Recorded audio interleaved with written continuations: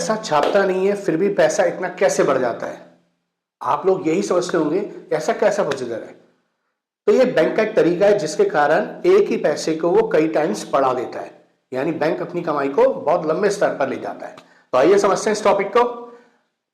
Video start करने वाले से एक रिक्वेस्ट है, चैनल को सब्सक्राइब कर लीजिए, आने वाली वीडियोस के अंदर और टॉपिक्स आप देख पाएंगे।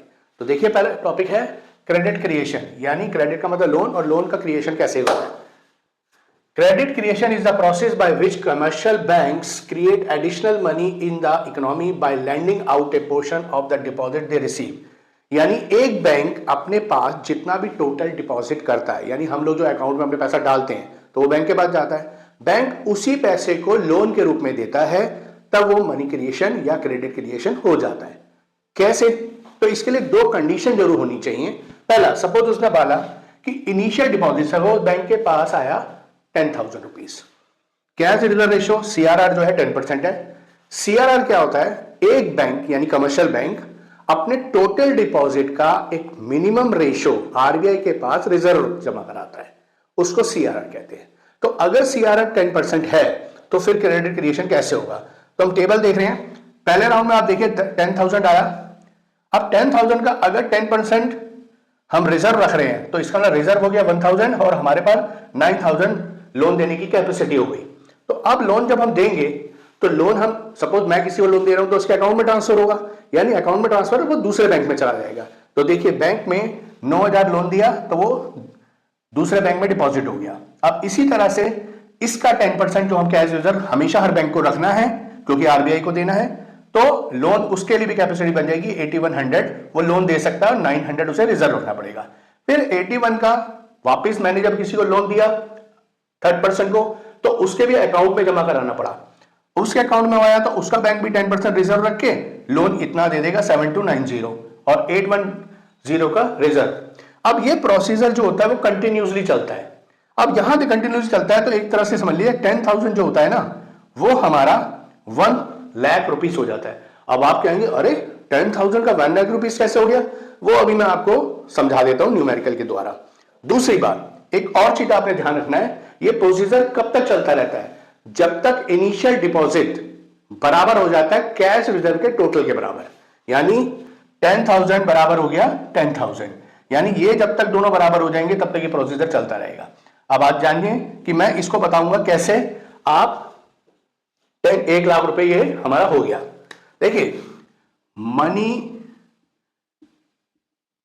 क्रेडिट क्रिएशन अगर हम फार्मूला देखें तो इसका फार्मूला होता है इनिशियल डिपॉजिट मल्टीप्लाई LRR। अब आप देखिए इनिशियल डिपॉजिट हमने क्या लिखा था 10,000, LRR हमारा क्या है 10%। तो 10% जो अगर हम करेंगे तो एक तरह से फिगर बन जाएगी 10/100, यानी 10,000 मल्टीप्लाई 100/10, ये कैंसिल हो जाएगा 10 और 10,000 कितना हो जाएगा 1 लाख के बराबर।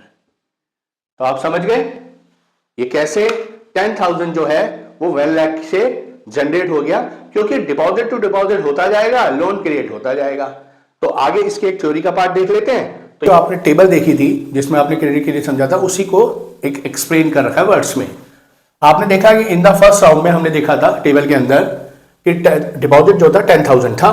अगर 10,000 बैंक में डाला तो बैंक को अपने पास रिजर्व कितना रखना है 10%, यानी 10,000 का 10% हो गया 1,000 एज ए रिजर्व के रूप में बढ़ाएगा और उसके बाद 9,000 की कैपेसिटी हो जाएगी लोन देने की जो वो लोन के रूप में दे रहा है। फिर वो लोन जो है मैं एक 2nd पर्सन को दूंगा, 2nd पर्सन के अकाउंट में ट्रांसफर होगा।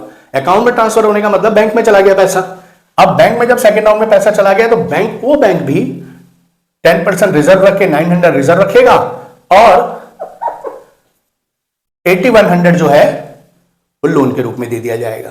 ये प्रोसीजर कंटिन्यूअसली चलता रहता है। अब ये कंटिन्यू चलता है तो इसकी कंडीशन क्या क्या है? पहला, आपका जो इनिशियल डिपॉजिट है जो हमने 10,000 है हम तभी तक देते रहेंगे जब तक वो जीरो ना हो जाए। तो पहली कंडीशन तो यही हो गई। दूसरी कंडीशन जो होगी, जो टोटल रिजर्व है, टेबल में देखा होगा टोटल रिजर्व हमारा इनिशियल डिपॉजिट के बराबर हो जाए। तो अगर टोटल रिजर्व 10,000 हो जाएगा तो वो प्रोसीजर वहां पे टिल खत्म हो जाएगा। ये न्यूमेरिक है, वही same total money creation is equal to initial deposit upon LRR formula है। और अगर LRR जो है 10% है, ये फार्मूला होता है मतलब लीगल रिजर्व रेशियो के पार्ट होता है CRR। तो अगर वो 10% है तो यानी 0.1%, हमारे एग्जांपल में हमने करा 10,000 अपॉन में ये LRR की जगह है तो 1 लाख हो गया, और ये हमें पता चल गया 10 टाइम्स हो गया।